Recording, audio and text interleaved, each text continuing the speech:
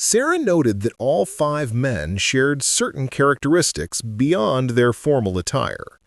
Their postures were nearly identical, feet planted firmly, one hand resting on a hip or tucked into a pocket, the other hand hanging at their side or holding what appeared to be documents. They looked directly at the camera with expressions of confidence and authority. These were men accustomed to power, to being obeyed, to having their decisions respected without question. Then Sarah turned her attention to the 5 women kneeling on the carpet before them. This examination proved more difficult because their faces were largely obscured by their bowed heads and the limitations of the photographic technology. But as she studied each figure carefully, disturbing details began to emerge. The first woman on the left appeared to be the oldest, perhaps in her late 30s or early 40s, based on the visible portions of her face and the gray streaks visible in her severely pulled-back hair. Her dress, while clean and well-maintained, was made of rough, practical fabric, cotton or linen rather than the silk or fine wool the men wore. Her hands were folded in her lap, but Sarah noticed something odd about the positioning. The woman's wrists appeared to be held unnaturally close together, as if bound, though no obvious restraints were visible in the photograph. Moving to the second woman, Sarah observed she was younger, perhaps in her 20s. Her dress was similar in style to the first woman's, plain, practical, designed for work rather than display. But it was this woman's hands that caught Sarah's attention. Unlike the first woman, whose hands were folded, this woman's hands were positioned strangely at her sides, and there appeared to be some kind of irregularity in the fabric of her dress near her wrists, a bulge or bunching that didn't match the otherwise smooth drape of the garment. Sarah's pulse quickened as she moved her magnifying glass to examine the third woman. This one appeared to be the youngest, possibly still in her teens. Her posture was slightly different from the others. Her shoulders were hunched forward, her head bowed even lower, and her entire bearing suggested not just submission, but fear. And there, just visible at the edge of her sleeve where it met her wrist, Sarah saw something that made her breath catch. A dark line, too regular to be a shadow, that encircled the visible portion of her wrist like a band. Sarah immediately reached for her computer and began scanning the photograph at the highest resolution her equipment could manage. As the digital file loaded, she zoomed in on the third woman's wrist, enhancing the contrast and adjusting the brightness. The dark line became clearer. It was definitely not a shadow or an artifact of the photographic process.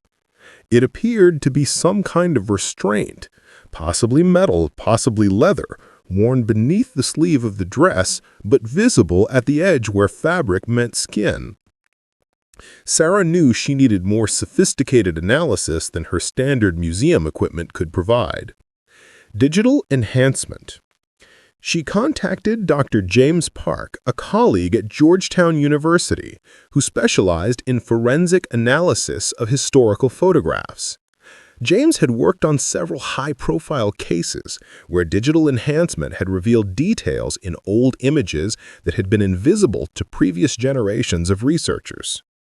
When James arrived 2 days later with his portable laboratory setup, Sarah showed him the photograph and explained what she had observed. James studied the image carefully, his expression growing more serious as he examined the kneeling women. "I see what concerns you," he said quietly. "Let me set up the full scanning suite. If there are restraints hidden under those sleeves, modern imaging technology should be able to reveal them." The scanning process took most of the afternoon. James Mott used multiple techniques: high-resolution digital capture, infrared imaging that can sometimes see through certain fabrics, and advanced contrast enhancement that revealed subtle variations in tone and texture invisible to the naked eye. As each scan completed, James loaded the files into his analysis software and began the painstaking process of examining every detail. "Sarah, you need to see this," James said finally, his voice tight with emotion. He had been working for nearly 3 hours, and his screen now displayed a series of enhanced images that revealed details far beyond what the original photograph showed.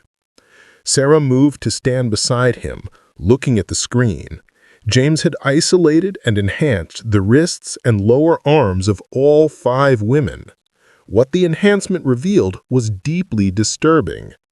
All 5 women were wearing restraints. The restraints were hidden beneath the long sleeves of their dresses, but the enhanced imaging revealed the outlines clearly. They appeared to be metal, possibly iron shackles that encircled each woman's wrists. The shackles were connected by short chains that allowed the women to position their hands in their laps or at their sides, but prevented them from raising their arms freely. It was just a formal family gathering, but one detail revealed a horrifying truth. Dr. Sarah Mitchell stood in her office at the National Museum of American History in Washington, D.C.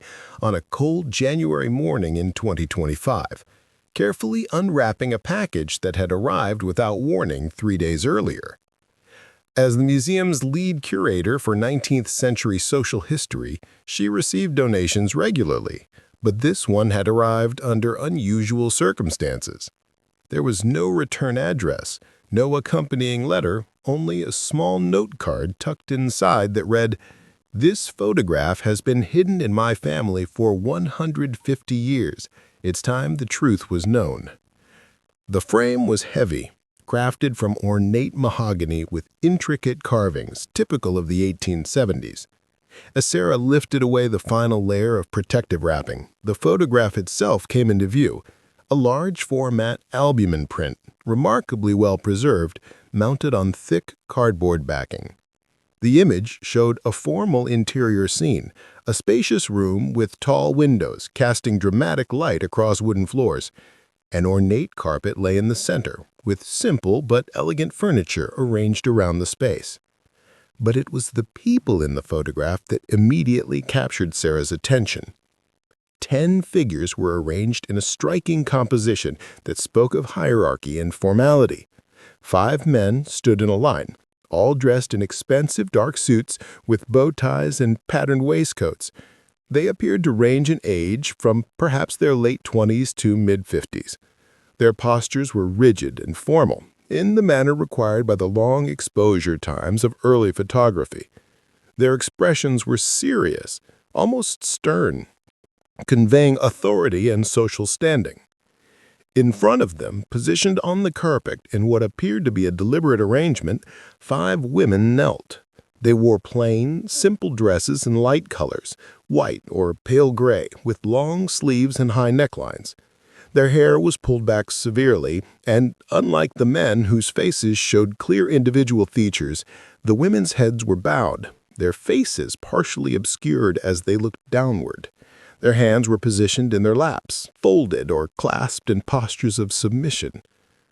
Sarah had examined thousands of historical photographs during her career, and she understood that Victorian-era photography often reflected the rigid social hierarchies of the time. Family portraits frequently positioned people according to age, gender, and status. But something about this image felt different, more deliberate, more uncomfortable. The contrast between the standing men and kneeling women seemed extreme even for the era, and the women's postures suggested not just formality, but something closer to subjugation. She turned the photograph over carefully. On the back, written in faded brown ink, was a brief inscription, "The Division, Woodfield Estate, Virginia, August 1870. The Division.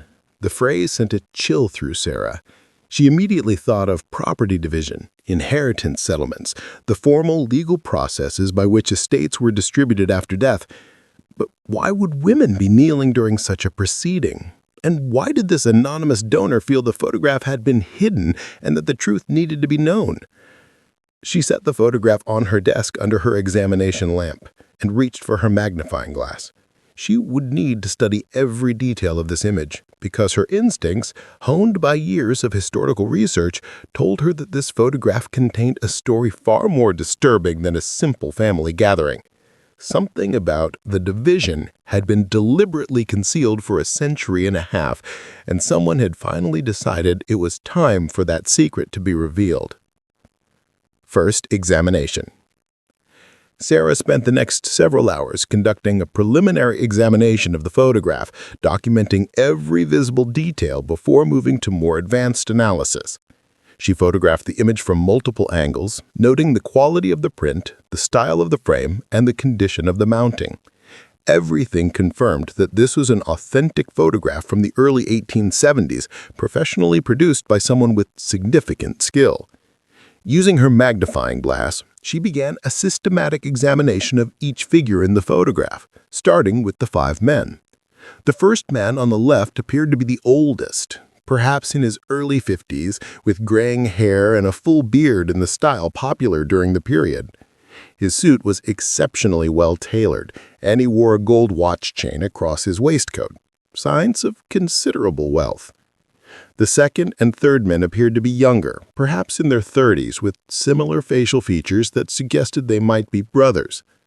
The fourth man was possibly the youngest, in his late 20s, clean-shaven with sharply defined features. The fifth man appeared to be in his 40s, distinguished-looking with a stern expression that bordered on contemptuous. "Look at this," James said, zooming in on the oldest woman's wrists. "You can see where the metal has worn against the fabric from the inside. These restraints have been worn for some time, long enough to create permanent wear patterns in the dress fabric. And see here?" He pointed to a slight discoloration visible on a small patch of exposed skin at one woman's wrist. "That's consistent with scarring or abrasion from prolonged wearing of metal restraints." Sarah felt physically ill as she looked at the images. "All 5 of them were shackled?" she whispered. "All 5, James confirmed. He brought up another series of enhanced images. "But there's more. Look at their ankles." He had enhanced the lower portions of the women's dresses where they pooled on the carpet. Beneath the fabric, faint but unmistakable, were the outlines of additional restraints at the ankles. The women weren't just kneeling. They were shackled at both wrists and ankles, positioned on the carpet in front of the standing men like property being displayed. "The division," Sarah whispered, the inscription on the back of the photograph suddenly taking on a horrifying new meaning. "This isn't a family gathering. This is property distribution." "These women are being divided among those 5 men," James finished grimly. "They're enslaved people, and this photograph documents the moment they were distributed as inheritance." Sarah's mind raced. The photograph was dated August 1870, 5 years after the Civil War ended, 5 years after the 13th Amendment abolished slavery. How could this be happening in 1870? "Unless," Sarah began. "James, can you enhance the background, specifically anything on the walls or furniture that might indicate location or identity?" James nodded and began working on different sections of the photograph. After several minutes, he stopped and pointed to a section of wall visible near one of the windows. Enhanced imaging revealed what appeared to be a framed document hanging there, and with careful digital reconstruction, some of the text became legible. "It's a property deed," James said, reading the visible portions. "Woodfield, that matches the inscription on the back of the photograph. And look at this. There's a date visible on the deed, 1868. Historical research. Sarah immediately began researching the Woodfield family and their Virginia estate. What she discovered in the historical records painted a picture of a wealthy plantation family that had wielded considerable power in Virginia before, during, and after the Civil War. The Woodfield estate had been one of the largest in the region, encompassing over 3,000 acres, and before the war, holding more than 200 enslaved people. The patriarch, Thomas Woodfield, had died in 1869, leaving the estate to his 5 sons, the men Sarah now believed were the figures standing in the photograph. According to records, Thomas's will had been executed in August 1870, which matched the date on the photograph. The estate had been valued at an enormous sum for the time, including land, buildings, equipment, and what the probate documents referred to euphemistically as other assets and holdings. But Sarah's research revealed something even more disturbing. While the 13th Amendment had officially abolished slavery in 1865, the enforcement of that amendment in many parts of the South had been sporadic and ineffective during the early Reconstruction period. Many formerly enslaved people found themselves trapped in systems of debt peonage, convict leasing, and forced labor that were slavery in all but name. Virginia had been particularly resistant to implementing the full rights guaranteed to formerly enslaved people. Local laws known as black codes had been passed that severely restricted the freedom of black citizens, and many plantation owners had found ways to maintain control over their former enslaved workers through legal and illegal means. Sarah found records indicating that the Woodfield estate had been involved in several lawsuits in the late 1860s related to labor disputes. Former enslaved people who had worked on the plantation had attempted to leave and establish independent lives, but the Woodfields had used various legal mechanisms, claims of debt, accusations of contract violations, even criminal charges, to force them to remain on the estate. Most chillingly, Sarah discovered records of a complaint filed with the Freedmen's Bureau in 1869 by a group of women who claimed they were being held against their will on the Woodfield estate. The complaint alleged that Thomas Woodfield and his sons were continuing to hold them in conditions of slavery despite the legal abolition, using threats, violence, and legal manipulation to prevent them from leaving. The complaint had been filed just months before Thomas Woodfield's death. Reading between the lines of the bureaucratic language, Sarah understood what had likely happened. The Woodfields were wealthy, powerful, and well-connected. The Freedmen's Bureau investigator had either been intimidated, bribed, or simply chose to accept the Woodfields' version of events rather than challenge a prominent family. The women who had filed the complaint had remained trapped on the estate. And then in August 1870, when Thomas Woodfield's estate was divided among his 5 sons, those women had been divided as well, distributed among the heirs as if they were still property, despite the legal end of slavery. The photograph documented that division, capturing the moment when 5 women were assigned to 5 men, their shackles hidden beneath their clothing, but their subjugation made clear by their forced kneeling position. Identifying the women. Sarah sat back from her computer, feeling sick and angry. This photograph was evidence of a crime, a continuation of slavery after its legal abolition, documented in an image that had been hidden away for 150 years. The question now was, who were these women? What were their names? And what had happened to them after this photograph was taken? Sarah knew that identifying the 5 women would be extraordinarily difficult. Enslaved and formerly enslaved people were often inadequately documented in official records, their names misspelled or omitted entirely, their lives reduced to property listings or labor contracts. But she was determined to try. These women deserved to be remembered as individuals, not as anonymous victims. She began with the Freedmen's Bureau complaint from 1869. The document listed 5 names of women who had filed a complaint against the Woodfield estate. Rose, age approximately 40, Hannah, age approximately 25, Patience, age approximately 17, Ruth, age approximately 30, and Dina, age approximately 28. The ages and number matched the women in the photograph. Sarah felt certain these were the same 5 women, photographed just over a year after filing their complaint, still trapped on the estate they had so desperately tried to escape. Sarah expanded her research, looking for any other mentions of these women in historical records. She found scattered references in Woodfield estate documents, plantation journals, and local records. Piece by piece, a picture of each woman's life began to emerge.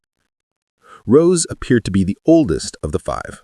Records indicated she had been born into slavery on the Woodfield estate around 1830, making her approximately 40 years old at the time of the photograph. She had worked in the main house as a cook and domestic servant for most of her life. According to plantation records, she had given birth to 4 children between 1848 and 1862, but all 4 had been sold to other plantations before they reached age 10. a common and devastating practice that separated enslaved families to maximize profit and prevent emotional bonds that might lead to resistance. Hannah, the second woman, had been born around 1845, also on the Woodfield estate. She had primarily worked as a field hand in the tobacco crops that were the plantation's main source of wealth. An entry in a plantation journal from 1868 noted that Hannah had been disciplined for insolence, plantation code for any behavior that challenged white authority. The nature of the discipline wasn't specified, but Sarah had researched enough plantation records to know that such punishments were often brutal. Patience, the youngest at approximately 17 in 1870, had a particularly tragic story. She appeared in plantation birth records from 1853 as the daughter of a woman named Mary, but Mary's name disappeared from the records after 1854, suggesting she had either been sold away or had died.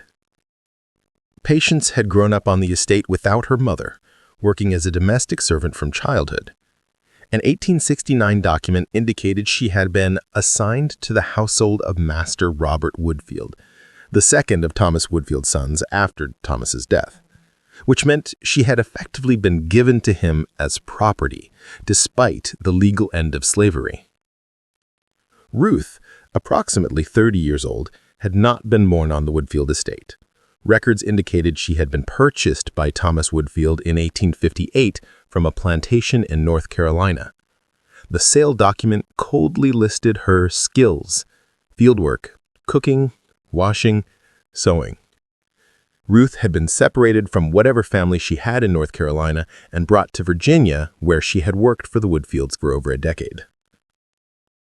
Dina, around 28, appeared in records as having been acquired by the Woodfield estate in 1863 during the Civil War.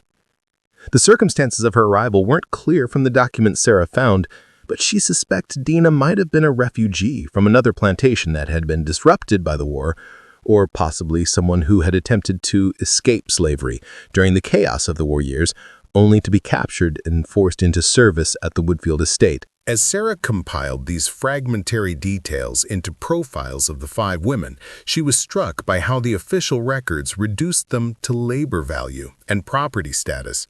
But between the lines, she could glimpse their humanity, their resistance, Hannah's insolence, their attempts to escape, the 1869 complaint, their survival despite unimaginable cruelty. The photographer's records. Hoping to find more information about the circumstances surrounding the photograph, Sarah researched J.D. Morrison, the photographer whose embossed mark appeared on the image. She discovered that Morrison had been a prominent photographer in Richmond, Virginia during the 1860s and 1870s, known for his formal portraits of wealthy families. The Virginia Historical Society's archives held a partial collection of Morrison's business records, including appointment books and correspondence. Sarah requested access to the records from 1870 and spent a day carefully reviewing the documents. She found the entry she was looking for in Morrison's appointment book for August 1870. Woodfield Estate, Formal Commission, Division Ceremony, August 14th. The brief notation confirmed that the photograph had been commissioned specifically to document the division of Thomas Woodfield's estate among his sons. But it was a letter Sarah found in Morrison's correspondence file that provided the most disturbing additional details. The letter, dated July 1870, was from Charles Woodfield, the eldest of Thomas's 5 sons, to Morrison, arranging for the photograph. We require a formal portrait to document the division of our father's estate among his 5 sons. The photograph should show the 5 of us in positions of authority and should include the 5 house servants who are being assigned to our respective households as part of the settlement. The servants should be positioned appropriately to show the proper hierarchy and their status as assets being divided. We want this portrait to serve as a permanent record of the division and as documentation of each son's rightful inheritance. Sarah felt rage building as she read the clinical, business-like language describing human beings as assets to be divided and assigned. The letter made it crystal clear that the photograph had been deliberately composed to document the distribution of these 5 women as if they were furniture or livestock. Morrison's response, also preserved in the file, was brief and professional. He would be happy to accommodate the Woodfields' requirements and would arrange for the sitting at the estate at their convenience. There was no indication that Morrison had any moral qualms about participating in this documentation of what was effectively ongoing slavery. Sarah found one more document that added another layer of horror to the story. It was a contract dated August 1870 between the 5 Woodfield sons. The contract formally divided their father's estate among them and specified which servants would be assigned to which son. The document named the 5 women, Rose, Hannah, Patience, Ruth, and Dinah, and specified the terms of their service. Each woman was bound to serve faithfully the Woodfield son to whom she was assigned for a period of not less than 20 years. The contract specified that the women would receive room and board, but no wages. They were forbidden from leaving the estate without permission, forbidden from marrying without consent, and required to perform any and all duties assigned by their respective masters. The contract included a clause that made Sarah's blood run cold. Should any servant attempt to leave before the completion of her service term, or should she prove disobedient or rebellious, she may be subject to correction and discipline as deemed appropriate by her assigned master, including but not limited to physical punishment, restriction of movement, and extension of service term. This wasn't employment. This was slavery, codified in a legal-seeming document 5 years after slavery had been abolished. The Woodfield sons had simply renamed slavery as service, created fake contracts that the women had almost certainly never voluntarily signed, and continued to hold them in bondage through a combination of legal manipulation, physical force, and the complicity of local authorities who chose not to challenge a powerful family. Tracing their fates. Sarah knew she needed to find out what had happened to these 5 women after the photograph was taken. Did they remain trapped on the Woodfield estates for the 20 years specified in that horrific contract? Did any of them escape? Were their voices ever heard? She began searching through later records, tracing each of the Woodfield sons and looking for any mention of the 5 women. The research was painstaking, requiring her to examine census records, property documents, court files, and local newspapers from the 1870s and 1880s. The trail for Rose, the oldest woman, went cold almost immediately. Sarah found no further mention of her after 1870, which likely meant she had died sometime in the 1870s, not uncommon given the brutal conditions and the fact that she was already in her 40s. Old by the standards of people who'd endured a lifetime of forced labor. Hannah appeared in records sporadically. A notation in an 1875 court document mentioned Hannah, servant to William Woodfield, in connection with a minor legal matter. She appeared again in the 1880 census, still listed as living on what had become William Woodfield's property, her status given as domestic servant. By 1890, there was no further mention of her. But it was Patience's trail that led Sarah to the most significant discovery. Patience appeared in several documents throughout the 1870s and 1880s, always in connection with Robert Woodfield's household. Then, in 1887, Sarah found something remarkable, a complaint filed in circuit court by Patience herself. The complaint, written in careful but unpracticed handwriting, stated, "I, Patience, have been held against my will by Robert Woodfield for 17 years. I am not bound by any legal contract and wish to leave his household and establish my own life. I have been denied my freedom and my wages. I ask the court to declare me free to leave and to order Mr. Woodfield to pay me wages for my 17 years of service." Sarah's hands shook as she read the document. Patience had found the courage to challenge her situation in court, to formally assert her right to freedom, despite the enormous risks such an action entailed. The court records showed that Robert Woodfield had responded with his own filing, producing the 1870 contract and arguing that Patience was bound to complete her 20-year service term. The case had gone before a judge in November 1887. Sarah found the judge's ruling, and her heart sank. The judge had sided with Woodfield, stating that the contract appears to be legally binding, and there is no evidence of involuntary servitude. The complainant entered into this service agreement of her own free will and is obligated to fulfill its terms. The ruling was a travesty of justice. The judge had either been unable or unwilling to recognize that a contract forced upon a formerly enslaved woman through coercion and signed under duress was not a voluntary agreement. Patience's attempt to gain her freedom through legal means had failed. But Sarah found one more document that suggested Patience had not given up. In early 1888, Robert Woodfield filed a report with local authorities stating that his servant, Patience, had absconded from his property and that he sought her return. The report offered a $10 reward for information leading to her location. Sarah found no indication that Patience was ever found or returned. The trail went cold after Robert's report, which meant that Patience had likely succeeded in escaping and had managed to evade capture. She had disappeared into the network of black communities in Virginia or possibly fled to the north, finally achieving the freedom she had been denied for nearly 2 decades. Finding descendants. Sarah knew that the story needed to be completed by finding descendants of these 5 women. People who could provide family memories, oral histories, and context that wouldn't appear in any official record. She reached out to genealogical societies, posted inquiries on ancestry websites, and contacted organizations dedicated to preserving African American family histories in Virginia.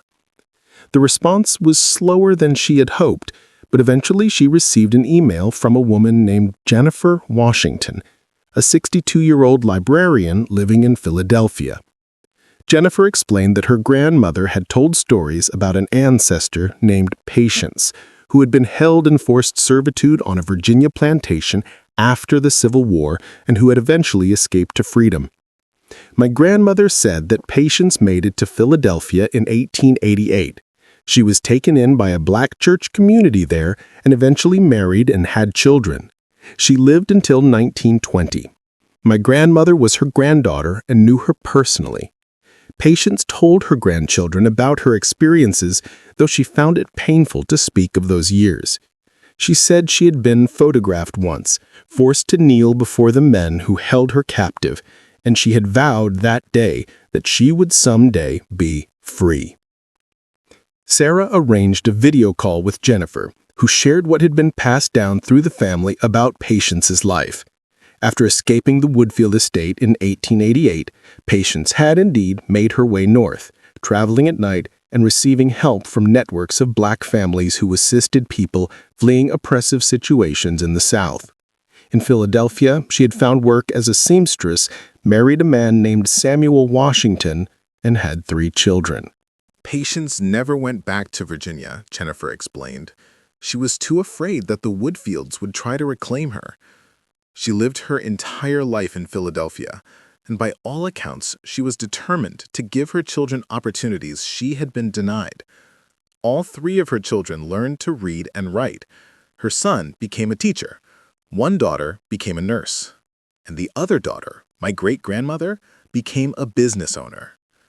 Jennifer had preserved documents from Patience's life, including a brief memoir Patience had written late in her life, prompted by her grandchildren who wanted to understand her story.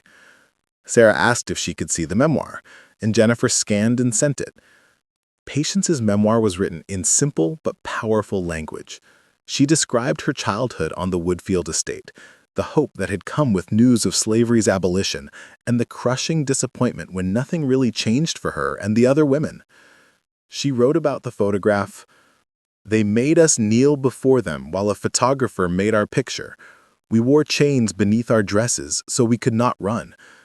They wanted a picture to show that we belonged to them, that we were their property to divide as they wished.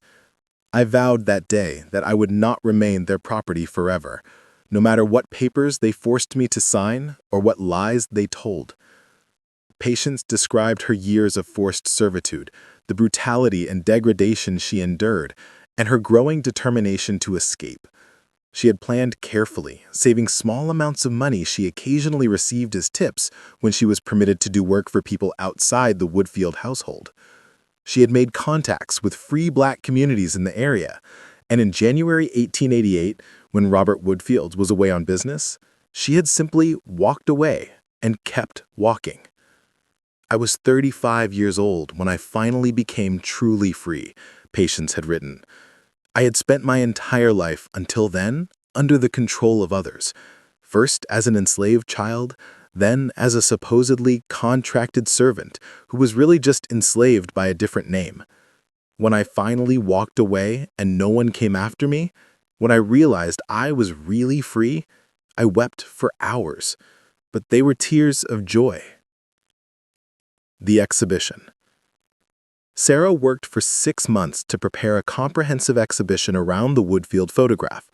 The exhibition, titled The Division: How Slavery Continued After Abolition, opened at the National Museum of American History in September 2025 to enormous public and media attention. The centerpiece was the photograph itself, displayed alongside the enhanced images that revealed the shackles beneath the women's clothing. Panels throughout the gallery provided historical context about the failure of Reconstruction to fully enforce the 13th Amendment, the systems of forced labor that replaced legal slavery, and the specific story of the 5 women in the photograph. Sarah had worked with James Park to create a powerful multimedia presentation that used the forensic analysis to show visitors exactly what the digital analysis had revealed. Visitors could see the original photograph and then watch as the digital analysis exposed the hidden restraints, making visible what had been deliberately concealed for 150 years. The exhibition included documents Sarah had found: the Freedmen's Bureau complaint, the fake contracts, Patience's court filing, and excerpts from her memoir. Each of the 5 women was given her own panel with whatever information Sarah had been able to gather about her life, ensuring they were remembered as individuals rather than anonymous victims. Jennifer Washington attended the opening, bringing with her several family members, all descendants of Patience. They stood together before the photograph, looking at their ancestor forced to kneel in chains, while around them, visitors learned about her courage and her eventual escape to freedom. The opening drew over 800 people, including historians, civil rights activists, descendants of other formerly enslaved people, and members of the press. National news outlets covered the exhibition extensively, with the photograph and its hidden details becoming a powerful symbol of both the horrors of slavery's continuation after abolition and the resilience of those who survived and resisted. Dr. Marcus Williams, a prominent historian of Reconstruction, spoke at the opening ceremony. This photograph is important evidence of a historical truth that has often been minimized or ignored. The abolition of slavery in 1865 did not immediately free all enslaved people or end all systems of forced labor. For years, in some cases decades after emancipation, Black Americans in the South were held in conditions that were slavery in all but name. They were trapped by fake contracts, by debt peonage, by convict leasing, by violence and intimidation. This photograph documents that reality. It shows 5 women who were legally free but practically enslaved, held in bondage by men who refused to accept that human beings could not be property. Sarah spoke next, describing the research process and what had been revealed through modern technology. When I first saw this photograph, I knew something was wrong, but I couldn't identify exactly what, she explained. The enhancement technology allowed us to see what was hidden, the literal chains beneath the clothing. But the deeper research revealed the metaphorical chains as well. The illegal manipulation, the corrupt officials, the complicit systems that allowed this to happen. These 5 women were trapped not just by metal shackles, but by a society that chose to look away from their suffering. Jennifer Washington was invited to speak about her ancestor, Patience. Standing here, looking at this photograph of my great-great-grandmother, forced to kneel in chains, I feel both profound sadness and profound pride, she said, her voice strong despite her tears. Sadness for what she endured, for the years of her life that were stolen from her. But pride because she survived. Pride because she found a way to escape. Pride because she built a life of freedom and dignity, and because she raised children and grandchildren who continued to fight for justice and equality. She refused to let her oppressors define her, and she refused to remain silent about what had been done to her. The impact and legacy. The exhibition remained open for 18 months and was visited by over 200,000 people. It sparked national conversations about the long history of forced labor in America, the failure of Reconstruction, and the importance of acknowledging uncomfortable historical truths. The photograph itself became iconic, reproduced in textbooks, used in documentaries, and referenced in discussions about systemic racism and its historical roots. But perhaps the most significant impact was more personal. Inspired by the exhibition and the publicity it generated, dozens of other families came forward with their own stories of ancestors who had been held in forced labor after emancipation. Some brought documents, photographs, and family oral histories that had been preserved for generations but never shared publicly. Others simply wanted to tell their ancestors' stories and ensure they were remembered. Sarah worked with several universities and historical societies to establish a database documenting cases of forced labor after 1865. The database became a resource for researchers, genealogists, and descendants seeking to understand this often overlooked aspect of American history. It also served as evidence in several legal cases where descendants sought recognition and reparations for forced labor their ancestors had endured. The Woodfield estate itself became a subject of intense scrutiny. The property, which had remained in the Woodfield family until the 1950s, was now owned by a historical preservation organization. In response to the revelations from Sarah's research, the organization announced plans to transform the estate into an educational site specifically focused on the continuation of slavery after abolition. "We cannot change what happened here, but we can ensure that the truth is told, that the women who suffered here are remembered and honored, and that visitors understand the full, complex history of this place, not just the parts that are comfortable to acknowledge." The museum also established the Five Women Memorial Fund, providing scholarships for descendants of formerly enslaved people and supporting research into African American history. Jennifer Washington and other descendants of the five women worked with the museum to ensure the fund honored the memory and embodied the values of their ancestors. Epilogue. Remembering.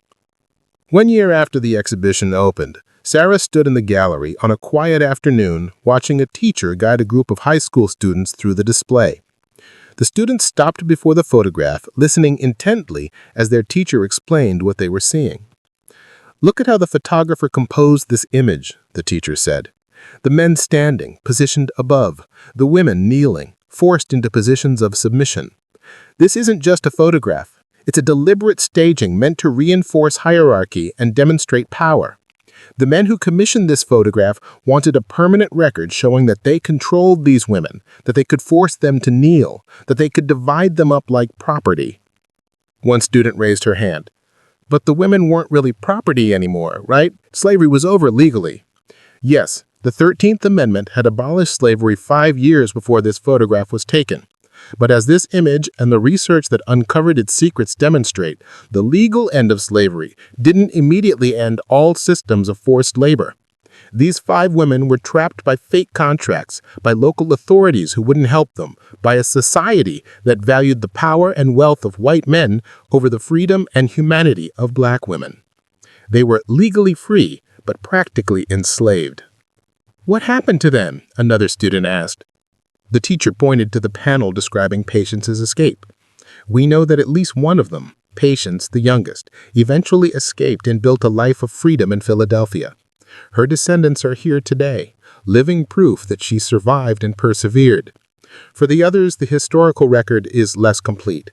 Some probably died while still trapped in forced servitude. But even for those whose later lives we can't trace, we honor their memory by telling their stories, by acknowledging what was done to them, and by refusing to accept comfortable myths about the past. Sarah watched the students examining the enhanced images showing the hidden shackles, saw them reading excerpts from Patience's memoir, observed their faces as they grappled with this difficult history. This was why the work mattered, not just to document what had happened, but to ensure that new generations understood the full complexity of American history, including the parts that were deliberately hidden or systematically ignored. As the students moved to the next section of the exhibition, Sarah thought about the anonymous donor who had sent the photograph that started all of this. She had never learned who it was. The person had never come forward or made contact again. But she understood why someone might finally decide, after 150 years, that this photograph and its secrets needed to be revealed. The photograph had been created to demonstrate power, to document the division of human beings as if they were property, to serve as proof of white supremacy and black subjugation. But now, through Sarah's research and the voices of descendants like Jennifer Washington, it served a completely different purpose. It was evidence of a crime, testimony to suffering, proof of resilience, and ultimately a memorial to 5 women who had been denied their freedom but had never lost their humanity. Rose, Hannah, Patience, Ruth, Dina. Their names were known now. Their stories were told. The photograph that had been meant to erase their individuality and reduce them to property had instead become the means by which they were remembered, honored, and understood. And though Sarah knew that no amount of historical research could undo the injustice they had suffered, she believed that telling their stories truthfully and completely was a form of justice delayed by 150 years, but finally achieved. The end.